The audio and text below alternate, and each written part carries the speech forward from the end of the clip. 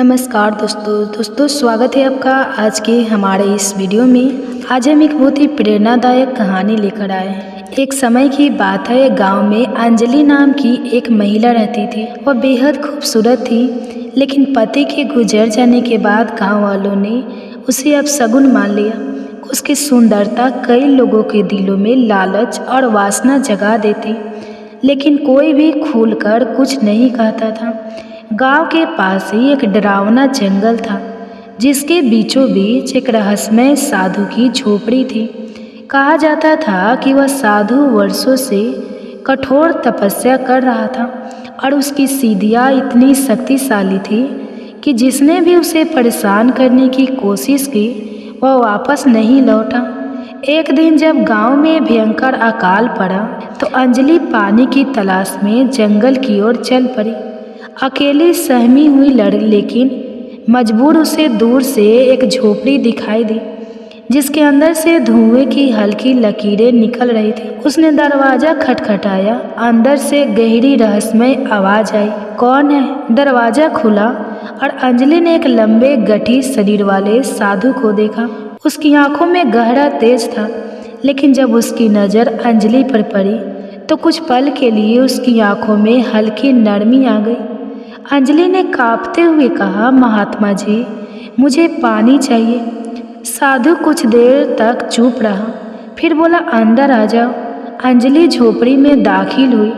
अंदर का माहौल रहस्यमय था। दीवारों पर तांत्रिक ग्रंथ रखे थे और एक कोने में हवन कुंड जल रहा था। साधु ने उसे पानी दिया। जब अंजलि ने गिलास उठाया तो उसकी कलाई में लगे कंगन की हल्की खनखन गूंज उठी। साधु की आंखें कुछ पल के लिए ठहर गई।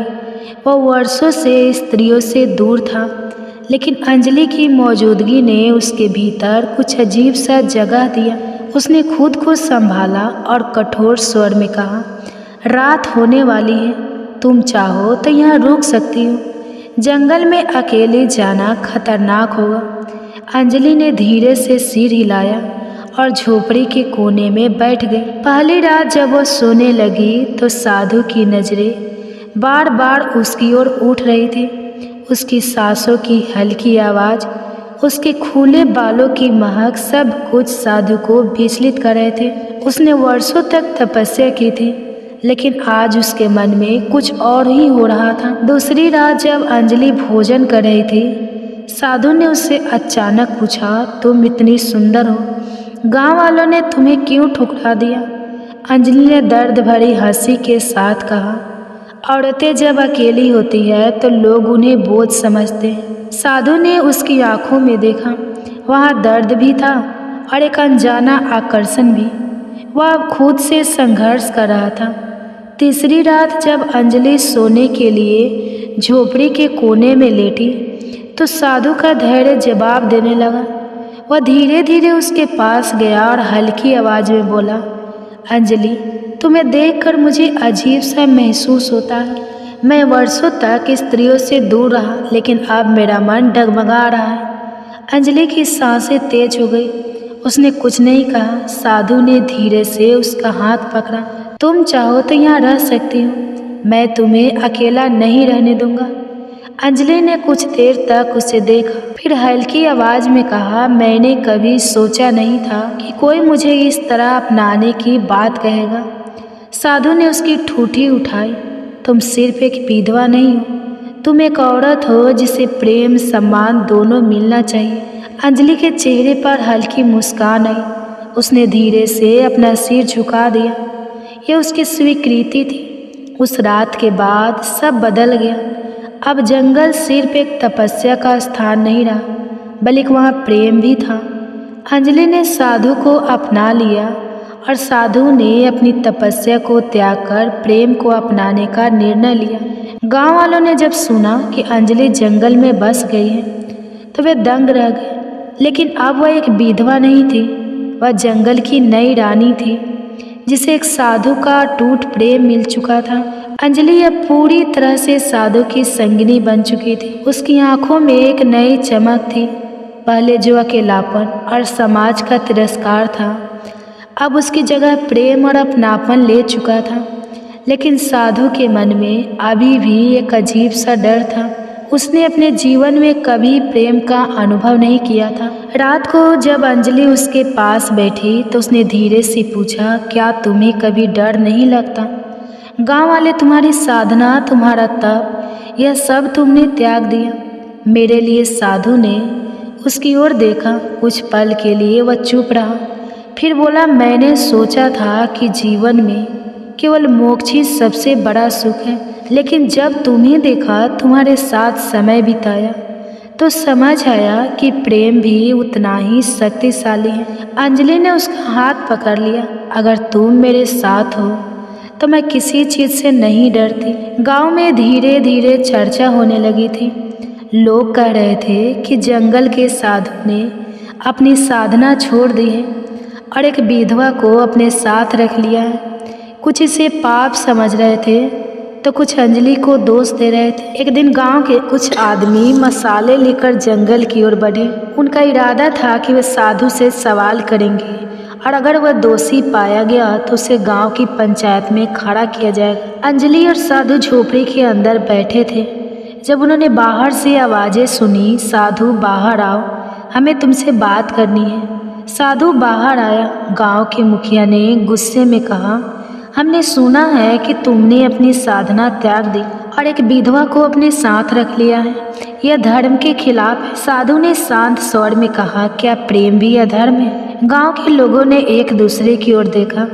वे किसी उत्तर की तलाश में थे, लेकिन उनके पास कोई जवाब नहीं था। मुखिया ने कड़वी आवाज में कहा, तुम अब इस गांव के साधु नहीं रहे, तुमने अपने नियम तोड़े हैं। अब तुम्हें यहाँ रहने का कोई अधिकार नहीं। अंजलि घबराई हुई थी, लेकिन साधु ने उसका हाथ थाम लिया। अगर गांव हमें स्वीकार नहीं करता तो हम खुद अपना नया संसार बनाएंगे।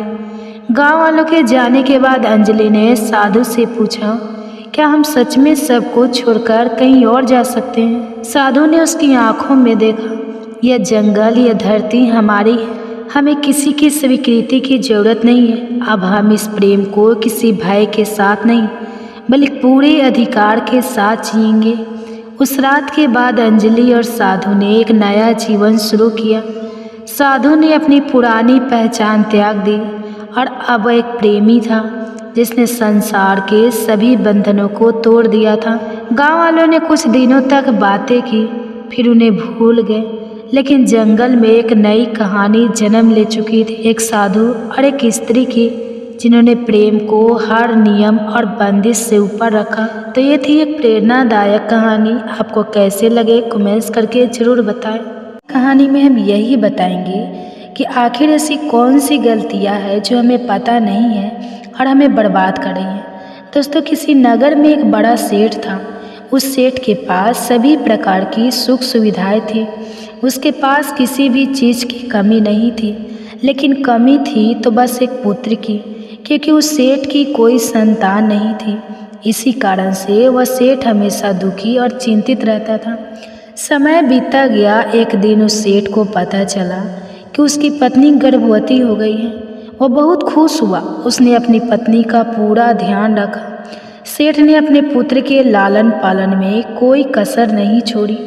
देखते ही देखते उसका पुत्र बड़ा हो गया। फिर सेठ ने अपने पुत्र को गुरुकुल भेजने का निर्णय किया ताकि वह पढ़ लिख कर एक विद्वान बन सके। अभी उसके पुत्र की उम्र ज़्यादा नहीं थी, लेकिन उसने छोटी सी उम्र में ही अपने पुत्र को शिक्षा ग्रहण करने के लिए गुरुकुल भेज दिया। गुरुकुल में वह बालक की अच्छे से शिक्षा ग्रहण करा रहा था। शिक्षा ग्रहण करते हुए वह एक बहुत बड़ा विद्वान बन गया। गुरुकुल के सभी लोग, विशेष रूप से उसके गुरु, बहुत खुश थे कि उसने छोटी सी उम्र में ही सारा ज्ञान अर्जित कर लिया था। दोस्तों, समय कब बदल जाए यह किसी को पता नहीं होता। ऐसा ही उस बालक के साथ भी हुआ। एक दिन किसी प्राकृतिक आपदा में उसके माता पिता की मृत्यु हो गई।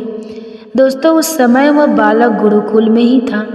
जब उसने सुना कि उसके माता पिता की मृत्यु हो गई तो उसे ऐसा लगा मानो उसका सब कुछ बर्बाद हो गया हो। उस बालक का मन सांसारिक मोह माया से बिल्कुल हट गया। उसने अपने मन में ठान लिया कि अब वह अपना सारा जीवन लोगों की भलाई करने में ही लगाएगा। कुछ दिन बाद जब उस बालक की शिक्षा पूर्ण हुई तो वह सन्यासी बन गया और हिमालय के दूरस्थ जंगल में चला गया। जंगल में जाकर उसने वहाँ लंबे समय तक तपस्या की। जब उसकी तपस्या पूर्ण हो गई तो उसके बाद उसने लोगों को शिक्षा देना प्रारंभ कर दिया। समय के साथ उस बालक की ख्याति बहुत दूर दूर तक फैल गई। बहुत से लोग उसके पास शिक्षा पाने के लिए आने लगे और कई लोग अपनी अपनी समस्याएं लेकर भी उसके पास पहुंचने लगे। वह सन्यासी सभी लोगों की समस्याएं बड़ी ही आसानी से सुलझा देता था। धीरे धीरे वह पूरे राज्य में मशहूर हो गया। जिस नगर में वह सन्यासी रहता था उसी नगर का राजा बड़ा ही क्रूर व्यक्ति था। जब राजा को सन्यासी के बारे में पता चला तो उसने सन्यासी से मिलने का मन में निश्चय किया। अगले दिन सुबह राजा सन्यासी से मिलने के लिए अपने महल से निकला और उसकी कुटिया पर पहुंच गया। राजा ने जब सन्यासी को देखा तो वह उसे देखते ही रह गया। उसके चेहरे पर एक अलग ही तेज था। जब राजा सन्यासी के पास पहुंचा तो उसे अपार शांति का अनुभव हुआ। राजा सन्यासी को प्रणाम करके बैठ गया और उसे वार्तालाप करने लगा।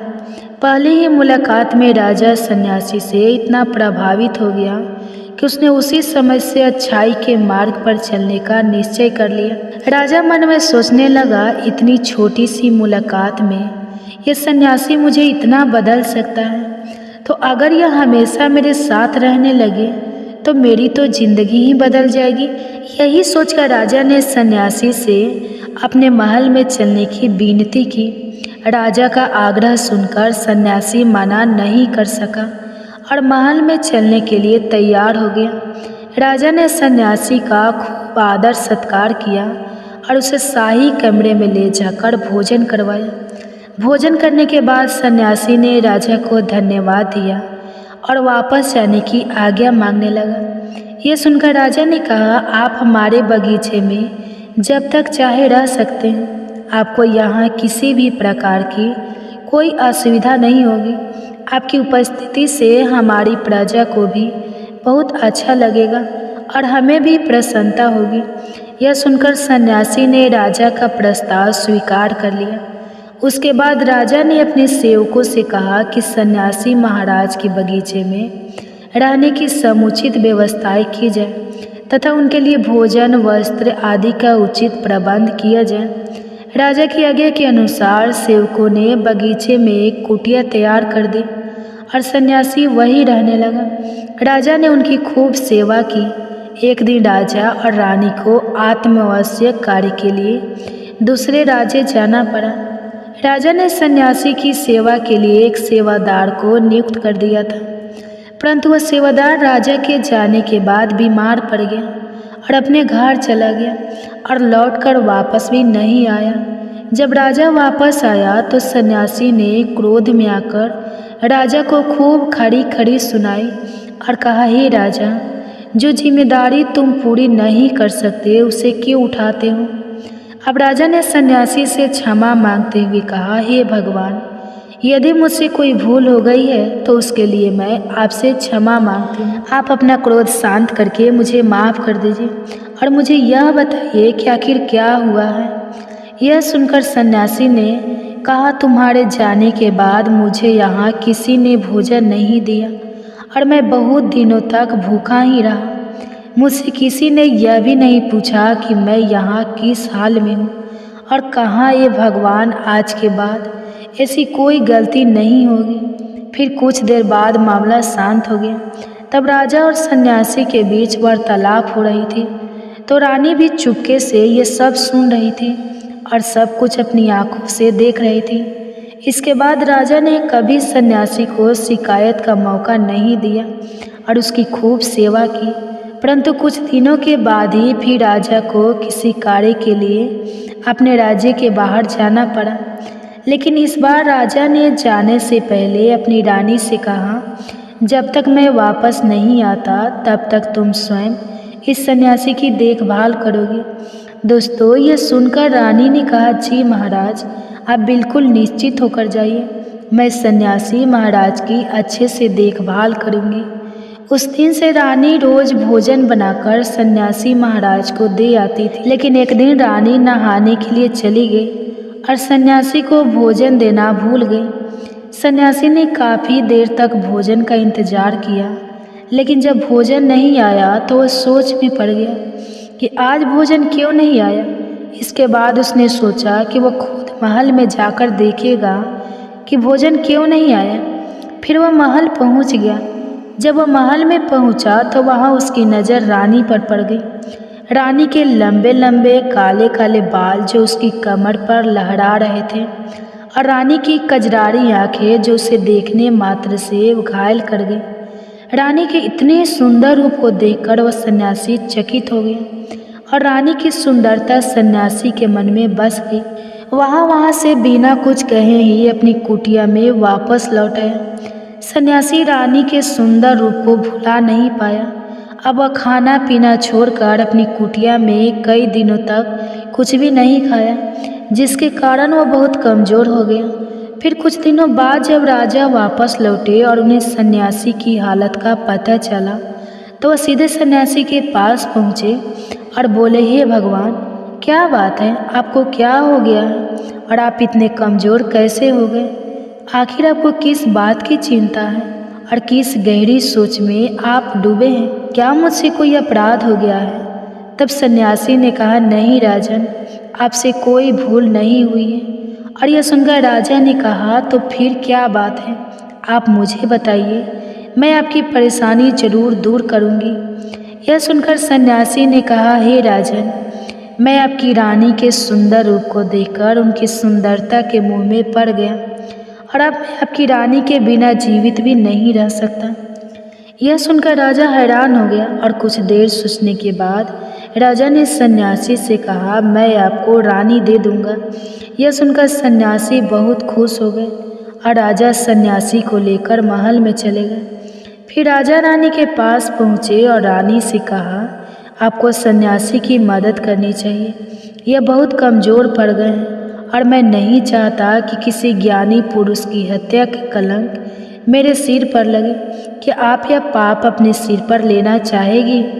यह सुनकर रानी ने राजा से पूछा, आखिर यह सन्यासी के दुख का कारण क्या है? तो राजा ने रानी से कहा, सन्यासी आपकी अद्भुत सुंदरता के दीवाने हो गए। यह सुनकर रानी ने कहा, राजन, आप चिंता मत करिए, अब आप सब कुछ मेरे ऊपर छोड़ दीजिए।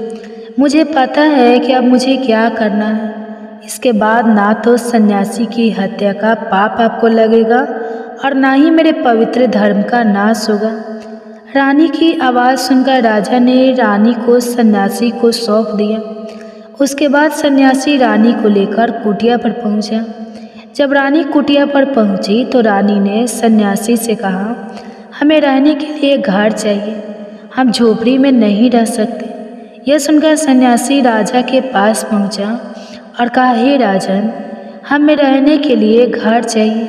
सन्यासी की बात सुनकर राजा ने उसके लिए घर का प्रबंध कर दिया। फिर सन्यासी रानी को लेकर घर पहुंचा। इसके बाद रानी घर के अंदर गई और नहा धोकर बिस्तर पर लेट गई। फिर सन्यासी भी उसके पास लेट गया। फिर उसके बाद रानी ने सन्यासी से कहा, आपको पता है आप कौन हैं और आप क्या बन गए हैं? आप एक महान सन्यासी थे जिसके लिए राजा स्वयं सारी जरूरत की वस्तुएं उपलब्ध करवाते थे, जिसके पास लोग दूर दूर से ज्ञान ग्रहण करने के लिए आते थे, जो लोगों को सत्य की राह दिखाया करते थे, लोगों की समस्याओं का समाधान करते थे, जिन्हें लोग गुरु मानते थे और भगवान के रूप में पूजते थे। और आज आप मेरे यौवन के गुलाम हो गए हैं। रानी की यह बात सुनकर सन्यासी को जैसे एक झटका लग गया। इसके बाद वह सोचने लगा कि वह तो एक सन्यासी है, वह यह सब क्या कर रहा है? अरे मैं तो सारी सुख सुविधाओं के चक्कर को छोड़कर जंगलों में गया था शांति की तलाश में। यह कैसा पाप मैं करने जा रहा था? सन्यासी की बुद्धि सही हो गई, उसे सद्बुद्धि आ गई। वह जोर जोर से रोने और चिल्लाने लगा और रानी से कहने लगा, मुझे क्षमा कर दीजिए महारानी, क्या कर रहा था मैं आपको राजा को सौंप कर आता हूँ। सन्यासी की बात सुनकर रानी ने कहा, महाराज मेरे मन में एक प्रश्न है, उसका उत्तर दीजिए। सन्यासी ने कहा, पूछो क्या प्रश्न है। रानी ने कहा, महाराज जब आपको उस दिन भोजन नहीं मिला तो आप बहुत क्रोधित हो गए थे। तब मैंने आपका यह रूप पहली बार देखा था और तभी से मैं आपके व्यवहार में परिवर्तन को महसूस कर रही हूँ। ऐसा क्यों हुआ महाराज? महाराज आपको इतना क्रोध क्यों? रानी की बात सुनकर सन्यासी ने रानी से कहा, जब मैं जंगल में था तो मुझे समय पर भोजन भी नहीं मिलता था और जब मैं महलों में आया तो मुझे सारी सुख सुविधाएं मिली। मैं इन सभी सुख सुविधाओं के मोह में फंस गया, इसके प्रति मेरा लगाव हो गया। फिर मुझे इसे पाने का लालच हो गया और जब मुझे नहीं मिला तो क्रोध उत्पन्न हो गया।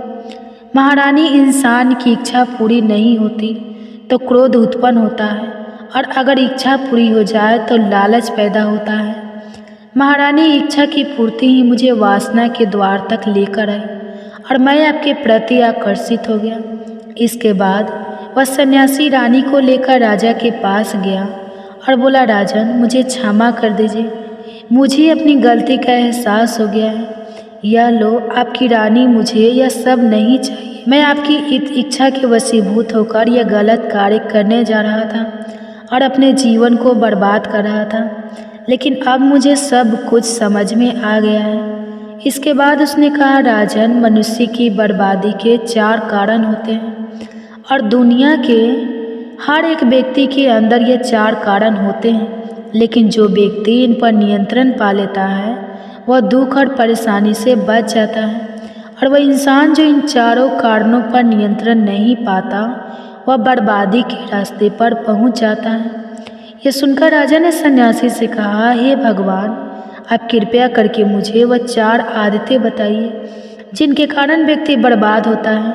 सन्यासी ने कहा, राजन मनुष्य को बर्बाद करने वाली पहली आदत है इच्छा, क्योंकि इच्छा दुनिया के हर व्यक्ति के अंदर होती है। यही व्यक्ति का पहला अवगुण होता है। जो इंसान अपनी इच्छाओं पर नियंत्रण नहीं रख पाता वह जीवन में कभी सफल नहीं हो पाता। जैसे ही उसकी एक इच्छा पूरी होती है वह दूसरी की ओर बढ़ने लगता है। इस तरह से एक के बाद दूसरी, दूसरी के बाद तीसरी और तीसरी के बाद चौथी वह इच्छाओं के जाल में उलझता जाता है और फिर वह दुखी रहने लगता है। जबकि जो इंसान अपनी इच्छाओं पर नियंत्रण पा लेता है उसका मन उसके अनुसार काम करने लगता है और जिसका मन उसके अधीन हो वह परम सुखी हो जाता है। हे राजन, मनुष्य को बर्बाद करने वाली दूसरी आदत है वासना। वासना का जन्म हमारे मन में उठने वाली इच्छाओं से होता है। जिस प्रकार इच्छाओं का कोई अंत नहीं होता उसी प्रकार वासना का भी कोई अंत नहीं होता और मनुष्य वासना के जाल में फंसता चला जाता है। रावण सबसे बुद्धिमान था, लेकिन उसने भी माता सीता की सुंदरता के फेर में आकर अपना सब कुछ बर्बाद कर लिया। उसकी मृत्यु का कारण एक स्त्री ही बनी थी।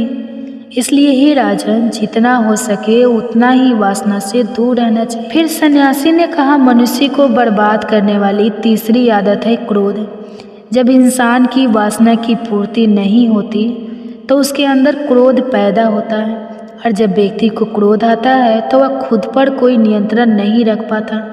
फिर वह गलत निर्णय लेता है, दूसरों को भला बुरा कहता है। लेकिन जब क्रोध शांत हो जाता है तब उसे अपनी गलती का एहसास होता है, लेकिन तब तक सब कुछ बर्बाद हो चुका होता है। क्रोध के कारण मनुष्य के कई बनाए हुए काम भी बिगड़ जाते हैं। इसलिए राजन, क्रोध से बचना ही बुद्धिमानी है। फिर सन्यासी कहता है, हे राजन, मनुष्य को बर्बाद करने वाली चौथी आदत है लालच।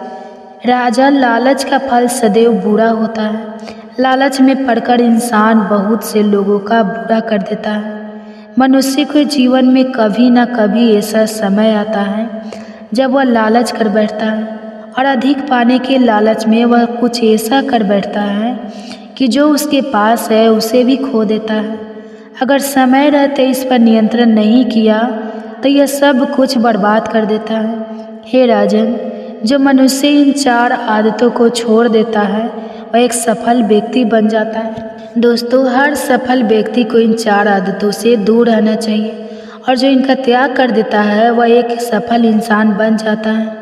दोस्तों, मुझे उम्मीद है कि इस कहानी से आपको कुछ सीखने को मिला होगा। अगर वीडियो अच्छी लगी हो तो वीडियो को लाइक और कमेंट्स में जय माता दी अवश्य लिखें। हम आपसे मिलते हैं किसी और नए वीडियो में। तब तक के लिए अपना ख्याल रखना और दूसरी कहानी सुनिए। 3 जवान सन्यासियों और एक सुंदर विधवा महिला की है जो गांव की वैश्या थी और 3 वृद्ध या बूढ़े सन्यासियों से एक साथ संबंध बनाया और संबंध बनाने के बाद वह विधवा स्त्री गर्भवती हो गई। मित्रों, यह कहानी रहस्यमय, रोमांच और बदलाव से भरी हुई है। मित्रों, कैसे इन तीनों बूढ़े सन्यासियों की मुलाकात इस महिला से होती है और 3 बूढ़े सन्यासियों ने मिलकर कैसे उस महिला के साथ संबंध बनाया और कैसे उन 3 सन्यासियों ने महिला को गर्भवती कर दिया और कैसे यह कहानी एक अनोखे मोड़ पर पहुंचती है। मित्रों, आज की यह कहानी दिल दहला देने वाली कहानी है, तो मेरी आप सभी से आग्रह है कि वीडियो को शुरू से लेकर अंत तक जरूर देखना। और मित्रों, वीडियो को लाइक करके हमारे आप सभी कमेंट बॉक्स में अपने अपने पिता का नाम जरूर लिखकर कमेंट्स करना। तो मित्रों, चलिए आप सभी का ज़्यादा समय नष्ट ना करते हुए कहानी को सुनाना प्रारंभ करते हैं। दोस्तों, एक बार की बात है, मध्य देश में एक बहुत ही सुंदर नगर था। उस नगर के समीप एक बहुत ही बड़ा विशाल घना जंगल था। उस जंगल में बहुत ही लंबे लंबे और मोटे मोटे पेड़ लगे हुए थे।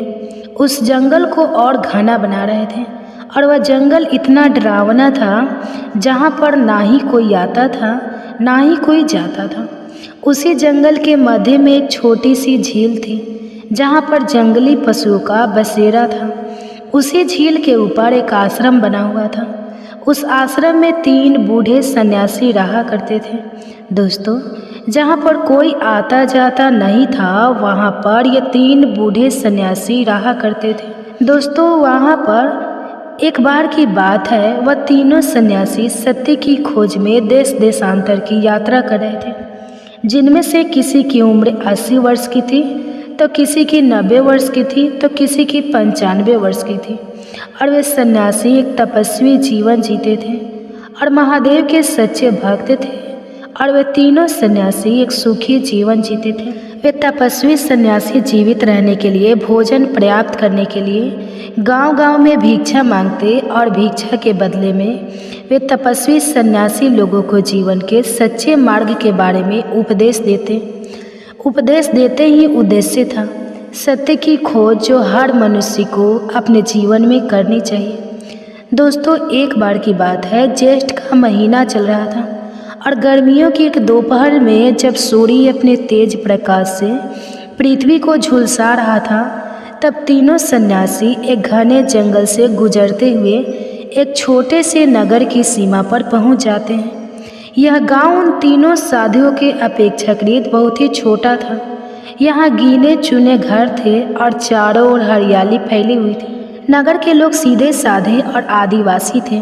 वे अपनी जीविका के लिए कृषि पर निर्भर थे और अपनी दिनचर्या चलाने के लिए दिन भर खेतों में मेहनत किया करते थे। और जब तीनों सन्यासियों ने नगर में प्रवेश किया और भिक्षा मांगकर लगे, वे तीनों साधु अलग अलग होकर एक एक घर में जाकर पुत्री भिक्षा निदेखी कहकर अन्न और जल मांगते। नगर के लोग श्रद्धापूर्वक उन्हें भोजन देते और उनके उपदेश को ध्यान से सुनते। कुछ लोग अपनी समसीमाएं भी उन साधुओं से साझा करते जिनको सन्यासी समझता और धैर्यपूर्वक समाधान बताते। धीरे धीरे पूरे नगर में उनकी भिक्षा पूरी हो गई। लेकिन इस गांव के समीप घने जंगल के किनारे एक झोपड़ी बनी हुई थी जो उस नगर से बिल्कुल अलग थी और नगर के अंतिम छोर पर थी। और दिन में उस झोपड़ी के पास ही तो कोई आता था और ना ही तो कोई जाता था। तभी उन तीनों सन्यासियों ने उस झोपड़ी की ओर अपने कदम बढ़ाए। कुछ दूर जाने के बाद पीछे से एक आवाज़ आती है। वह आवाज़ एक वृद्ध पुरुष की थी। तभी भिक्षा के दौरान एक सन्यासी ने उस वृद्ध पुरुष से पूछा, भाई, यह झोपड़ी किसकी है? हमने पूरे गांव से भिक्षा मांग ली, परंतु अभी तक मैंने इस झोपड़ी से भिक्षा नहीं मांगी। जब उस वृद्ध पुरुष ने साधु की बात सुनी तो उसका चेहरा अचानक से गंभीर हो गया। उसने धीरे से कहा, हे मार्गदर्शक साधु, साधु बाबा जी, उस झोपड़ी में मत जाइए, वह आपके लायक स्थान नहीं है। जब वह तीनों सन्यासियों ने गांव के उस वृद्ध पुरुष की यह बात सुनी तो वह तीनों सन्यासी आश्चर्य में पड़ जाते हैं और उत्सुकतावश पूछते हैं, ऐसा क्यों, वहाँ कौन रहता है? तब वह वृद्ध पुरुष ने संकोचजनक कहा, हे महात्मा जी, वहाँ एक विधवा स्त्री रहती है जो कि कुछ सालों पहले उसके पति की मृत्यु हो गई है, परंतु अब वह विधवा महिला पति के मरने के बाद एक शादीशुदा जीवन जी रही है। तब साधु महाराज जी उस वृद्ध पुरुष से कहते हैं, आप क्या कह रहे हैं, मुझे कुछ समझ नहीं आ रहा है। तब वह वृद्ध पुरुष कहता है, हे महात्मा जी, मेरे कहने का मतलब है कि उस विधवा स्त्री के पति के मरने के बाद वह स्त्री अब वैश्या बन चुकी और अब वह वैश्या धन को इकट्ठा करने के लिए अपना शरीर इस नगर और नगर के आसपास के पुरुषों को बेच देती है, जो कि हर रात उसका एक नया पति बनता है। और वह वृद्ध पुरुष महात्मा जी से कहते हैं, हे साधु बाबा, वह वैश्या अत्यंत ही सुंदर है और जिसने भी उस वैश्या को देखता है वह खुद को रोक नहीं पाता और उस वैश्या की काली गहरी आँखें और आकर्षक शरीर किसी के भी मन बदल सकता है। तब तीनों सन्यासी उस वृद्ध पुरुष की बात सुनकर एक दूसरे की ओर देखने लगे। उन्होंने एक दूसरे को इशारा किया और उनमें से एक ने कहा, ठीक है, हम वहाँ नहीं जाएंगे। तब वह वृद्ध पुरुष उन सन्यासियों की बात सुनकर उसको संतुष्टि मिली और वहाँ से चला गया। लेकिन सन्यासियों के मन में अब एक जिज्ञासा जाग उठी। वे सोचने लगे, क्या सच में इस महिला का सौंदर्य इतना प्रभावशाली है? क्या यह अकेला उसकी सुंदरता का आकर्षण है या कुछ और? आखिरकार तीनों ने निर्णय लिया कि उन्हें इस महिला से मिलना चाहिए। वे देखना चाहते थे कि वह कैसी है और क्या वास्तव में उसका आकर्षण इतना शक्तिशाली है कि कोई भी इसके वश में हो जाए। और अब रात हो चुकी थी। जब रात्रि का पहला पहर बीत चुका था और रात्रि का दूसरा पहर चल रहा था और वे सन्यासी रात्रि में उस नगर के किनारे जंगल में खड़े होकर उसी वैश्या की झोपड़ी की ओर बड़े ध्यान से देखे जा रहे थे। और वे तीनों सन्यासी घनी झाड़ियों से होते हुए उसी उधर उधर देखते हुए चोरों की तरह उस झोपड़ी की ओर बढ़ते चले जा रहे थे। और अब वे सन्यासी उस झोपड़ी के दरवाजे के समीप खड़े हो जाते हैं। तभी एक साधु महात्मा ने आवाज़ लगाई, भिक्षान दे। कुछ क्षणों बाद झोपड़ी का दरवाज़ा खोला और भीतर से एक स्त्री बाहर आई। वह सचमुच अद्भुत सौंदर्य की धनी थी। उसके लंबे घने बाल उसकी कमर तक लहराते थे। उसकी आंखें गहरी काली थी जो किसी रहस्य को छिपाते हुए प्रतीत होती थी। उसका रंग अत्यंत गोरा और शरीर सुडौल था। सन्यासियों ने एक क्षण के लिए उसे देखा, लेकिन तुरंत अपने मन को स्थिर कर लिया। महिला ने एक मोहक और मंद मुस्कान के साथ सन्यासियों को प्रणाम किया और कहा, यह मेरे लिए सौभाग्य की बात है कि आज मेरे द्वार पर सन्यासी आए हैं। पहले तो यहाँ केवल पुरुष आते हैं, लेकिन वे किसी और उद्देश्य से आते थे। आज पहली बार कुछ भिक्षा मांगने के लिए आए हैं। दोस्तों, उस वैश्या के स्वर में एक अजीब सा आकर्षण था जो किसी को भी प्रभावित कर सकती थी। सन्यासियों ने शांत भाव से कहा, हे देवी, क्या हमें कुछ भोजन या पानी मिल सकता है? मुझे बहुत जोर की प्यास लगी है। तब उस स्त्री जो कि वैश्या बन चुकी थी, उसने हंसते हुए कहा, हे महात्मा जी, पानी को छोड़िए, मैं पानी की जगह आप सभी को कुछ और पिलाकर आपकी प्यास बुझा सकती हूँ। तब उन तीनों सन्यासी एक दूसरे की ओर देखते और धीरे से मुस्कुराए और बोले, नहीं देवी, हम मोह माया से दूर हैं, हमें केवल थोड़ा जल पिला दीजिए। महिला ने इशारा किया और बोली, आइए झोपड़ी के भीतर चलिए, मैं आपको पानी लाकर देती हूँ। तीनों सन्यासियों ने देखा कि यह महिला अत्यंत चतुर है। उसकी बातें और उसका रूप किसी साधारण पुरुष को वश में करने के लिए पर्याप्त है। फिर भी वे निडर होकर भीतर चले गए। वे जमीन पर बैठ गए और कुछ देर बाद महिला पानी लेकर आई। उन्होंने पानी पिया। अब वह वैश्या ठीक उन तीनों साधुओं के सामने बैठ गए। अब तीनों सन्यासियों की नज़र ठीक उस वैश्या के ऊपर थी। तभी उनमें से एक सन्यासी ने उससे पूछा, देवी, क्या तुम्हारा स्वभाव बचपन से ही ऐसा था या परिस्थितियों ने तुम्हें ऐसा बना दिया? तभी वह वैश्या चौंक हुई, उस साधु को देखने लगी और अब वह वैश्या उस साधु से कहा, आज तक किसी ने मुझसे यह प्रश्न नहीं किया। आज तक जितने भी लोग मेरे पास आए थे केवल मेरे शरीर को पाने के लिए, मुझसे कोई भी यह नहीं पूछा कि मैं कौन हूँ, मेरा अतीत क्या है, मैं क्या चाहती हूँ। इतना कहते ही उसकी आंखों में हल्की नमी आ गई। अब वह सन्यासियों ने उस वैश्या की बात को सुनी और वहाँ पर अब सन्नाटा फैल चुका था। कुछ क्षणों की चुप्पी के बाद उस स्त्री ने कहना शुरू किया और बोली, हे महात्मा जी, मेरे पति की मृत्यु कुछ सालों पहले हो गई थी। मैं अकेली रह गई, कोई सहारा नहीं था, कोई खेत नहीं था, कोई काम नहीं था। जब मैंने काम की तलाश की तो हर पुरुष मेरा शोषण करने की कोशिश करता। तब मैंने सोचा क्यों ना मैं स्वयं ही वह बन जाऊं जिससे लोग आकर्षित होते हैं। तीनों सन्यासियों ने गहरी सांस ली, उन्होंने उसकी व्यथा को महसूस किया। अब आगे वह वैश्या कहती है, हे महात्मा जी, अब आप ही बताएं कि क्या मैंने गलत किया, क्या मैं गलत हूँ? हे महात्मा जी, जब पेट में भूख की आग जलती है तो इंसान उस भूख की आग बुझाने के लिए कुछ भी करने के लिए तैयार हो जाता है। आज के समाज में मांगने से कुछ भी नहीं मिलता है। यह समाज बिना कुछ लिए कुछ भी नहीं देता है। इसलिए अब मैं कुछ पाने के बदले में मैं अपना शरीर देकर अपना जीवन चला रही हूँ। सन्यासियों ने उसकी बात सुनी, लेकिन वे जानते थे कि अब मार्ग उसे कहीं नहीं ले जाएगा। तीनों सन्यासी ध्यानपूर्वक उसके चेहरे के भावों को पढ़ रहे थे। उनमें से सबसे अनुभवी सन्यासी, जिसे लोग रामदास कहते थे, उसने धीमे स्वर में कहा, हे देवी, इस कलयुग के संसार का नियम बड़ा विचित्र है। यह वही समाज है जो पहले किसी अबला का शोषण करता है और फिर उसी पर उंगली उठाता है। लेकिन यह सत्य नहीं कि जीवन यापन का केवल यही एक मार्ग है। महिला ने कड़वाहट भरी मुस्कान के साथ कहा, हे साधु महात्मा, यदि यह मार्ग गलत है तो फिर समाज ने मुझे दूसरा मार्ग क्यों नहीं दिया? जब पति की मृत्यु हुई तब क्या कोई मेरा सहारा नहीं बन सकता था? तब तो सबने मुझे बस एक ही वस्तु के लिए मेरा उपयोग करते थे। इतना कहकर वह वैश्या खामोश हो गई। तब तीनों सन्यासियों ने उसकी पीड़ा को महसूस किया, लेकिन वे जानते थे कि किसी भी आत्मा का परिवर्तन एक गहरी प्रक्रिया है। तभी एक और सन्यासी, जिसे योगेश कहा जाता था, उसने अपनी नज़र वैश्या के ऊपर डाली और बोला, हे देवी, सत्य की खोज में हम तीनों कई वर्षों से भटक रहे हैं।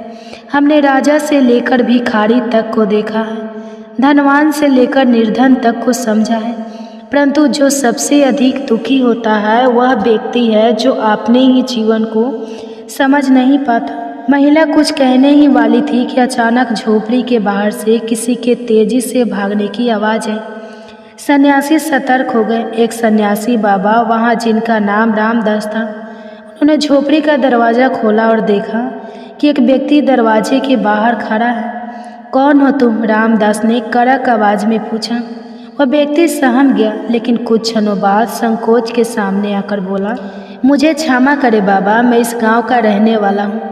मैं बस यह देखने आया था कि वैश्या ठीक है, सही सलामत है कि नहीं।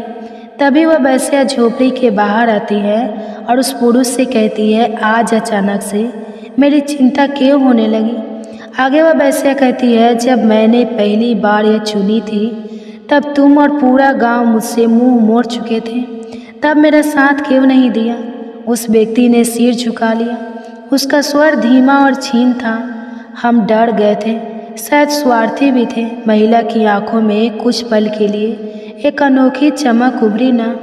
वह क्रोध था, क्षमा बलिक उससे कहीं गहरा। कुछ सन्यासियों ने इस बात को ध्यान से देखा और फिर उस व्यक्ति की ओर मुड़े।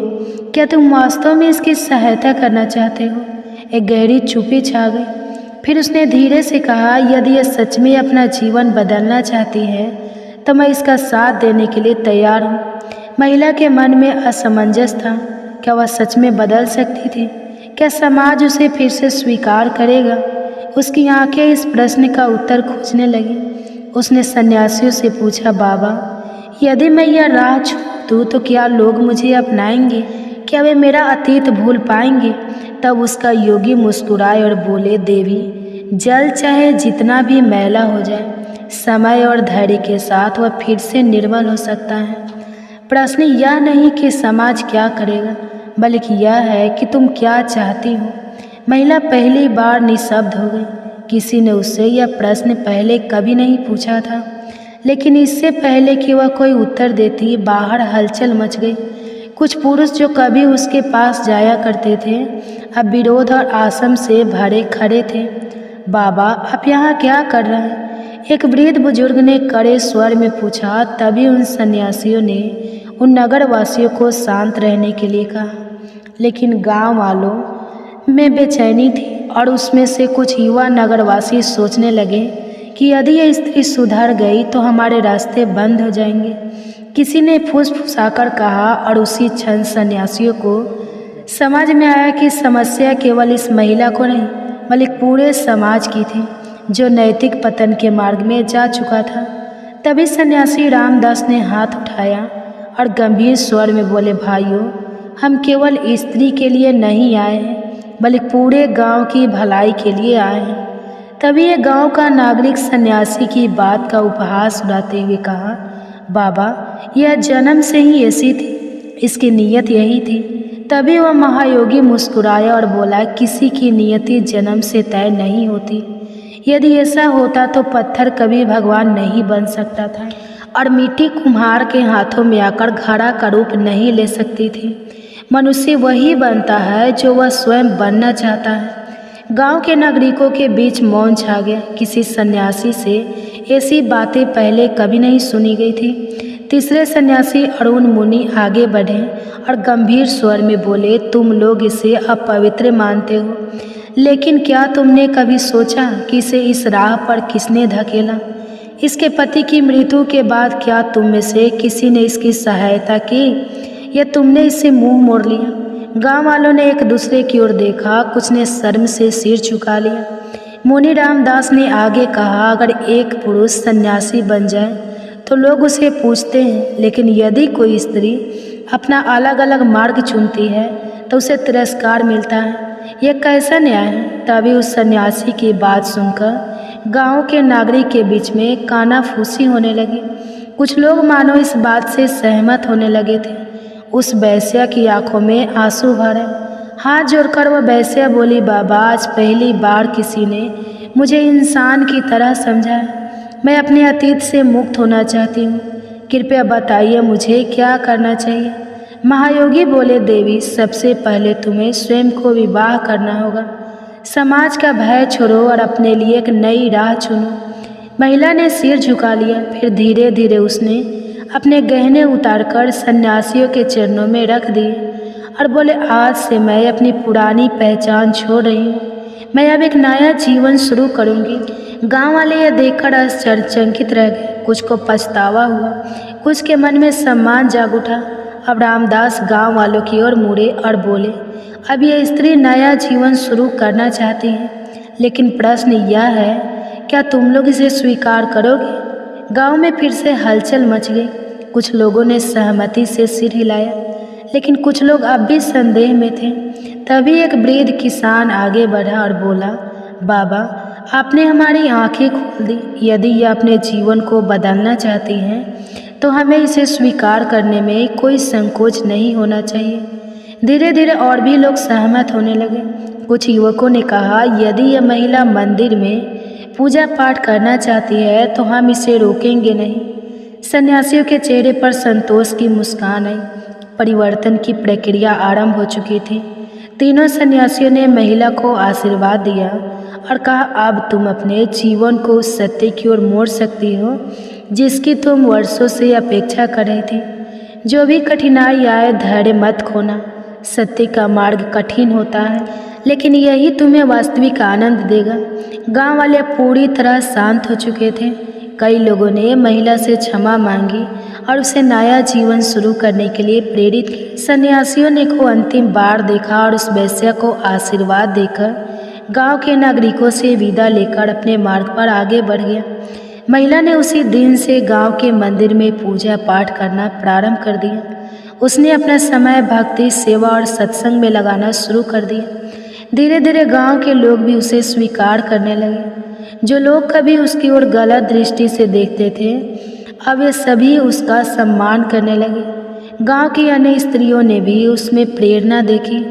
वे समझ गए कि आत्मसम्मान से जीने का दूसरा मार्ग भी हो सकता है, और इस प्रकार एक महिला का निर्णय केवल उसके लिए ही नहीं, पूरे गांव के लिए परिवर्तन का कारण बन गया। और अब वह नगरवासी उस स्त्री की शादी एक युवा पुरुष से कर दी। अब वह वैश्या जो थी, अब उसकी दोबारा से शादी हो चुकी थी, और अब वह सुखी पूर्वक अपने पति के साथ अपना जीवन व्यतीत करने लगे। दोस्तों, ये कहानी आप सभी को कैसी लगी कमेंट्स बॉक्स में ज़रूर बताएं। और अभी तक आप लोगों ने वीडियो को लाइक नहीं किया है तो वीडियो को लाइक करें और हमारे चैनल को सब्सक्राइब जरूर कर लें।